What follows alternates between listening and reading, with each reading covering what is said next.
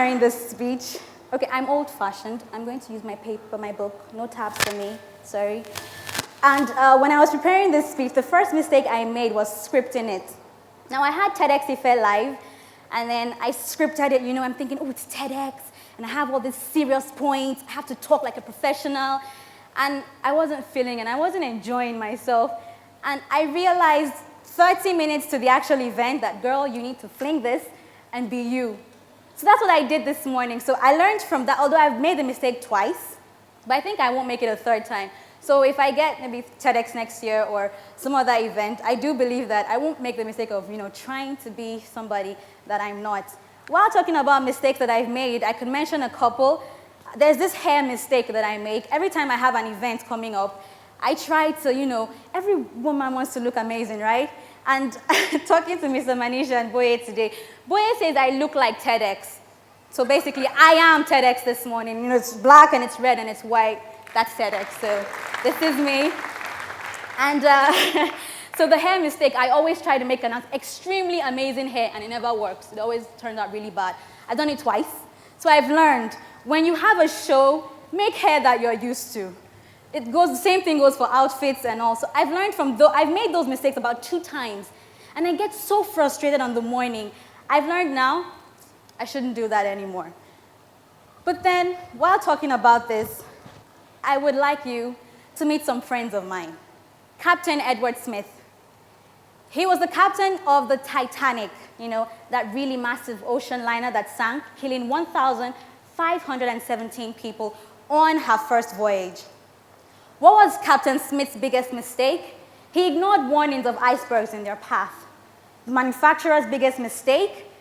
Branding the Titanic unsinkable, which meant there weren't enough lifeboats when it came crashing.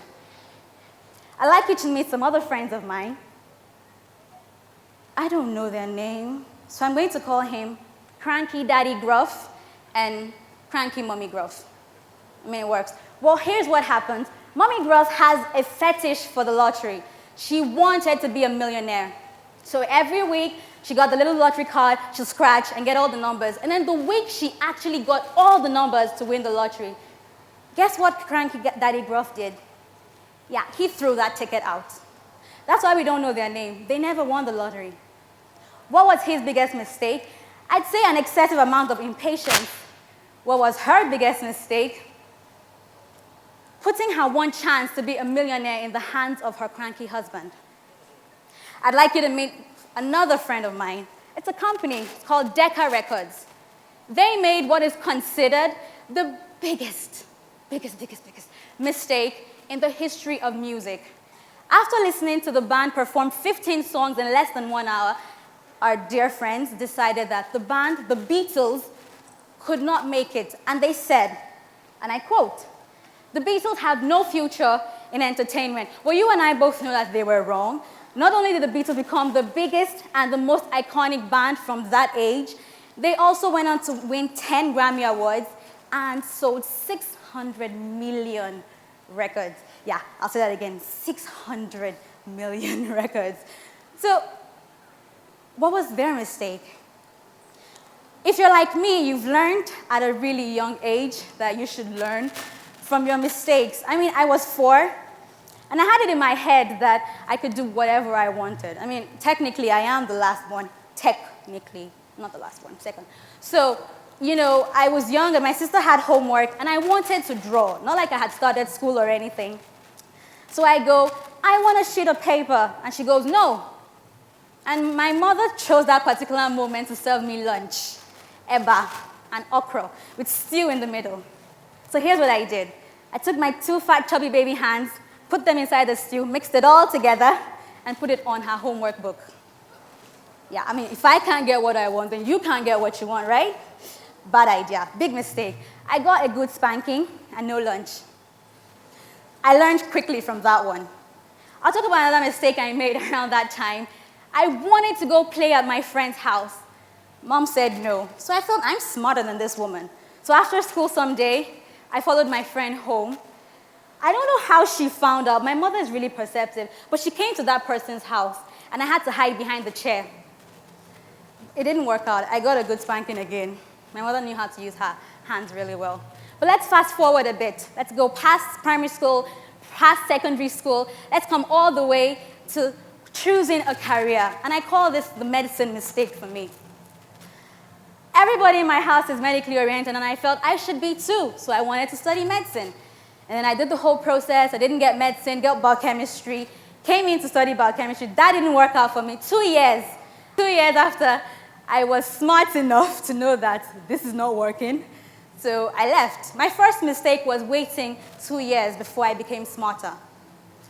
But then I left, and I realized that for me, medicine wasn't it. I badly wanted medicine to be everything for me.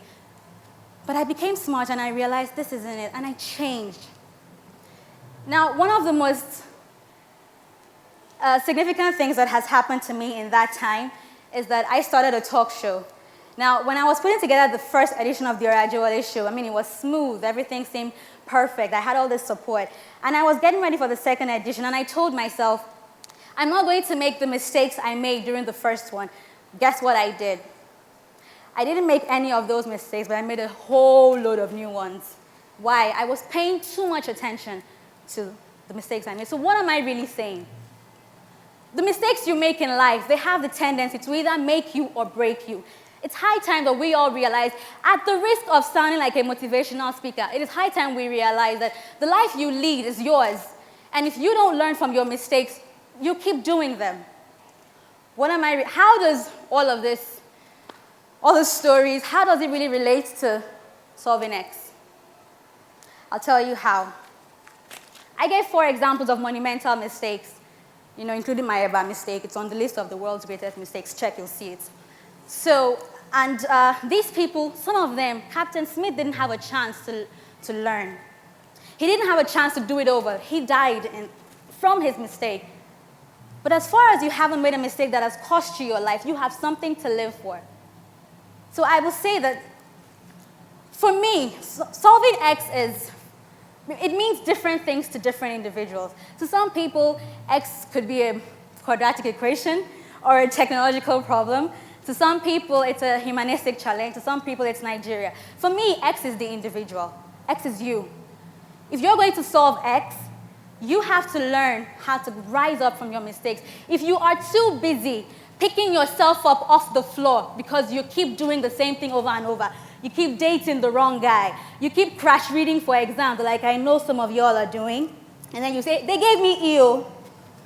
But then, so if you keep doing that, you're never going to come out with a first class or a second one or 2-1 or whatever it is you want. You'll be repeating it, taking too much time of your life to correct your mistakes. So to solve X, you have to fix you, because you are X. I never like to close a speech without giving my audience a challenge. The last time at TEDxIfe Live, my challenge was to go out and do something new. For me, that something new was getting red hair done and wearing leggings for the first time in my life. But then, today I will tell you this. Make mistakes. You are young enough to make those mistakes. You can do them now, at your starting, at your beginning. Don't wait until your mistake costs you $750 million like Tiger Woods did. Make them now. My second challenge to you is this. Make new mistakes. After you've made a mistake once, let's be real, you probably will make it twice. But don't make it the third time. I mean, I learned the hair one twice, and then the speech, I learned that twice too. Always, always, always, always make a new mistake. Let it be something new that you're doing. So, parting words, I guess I should just say that embrace your mistakes and maximize the power of your mistakes.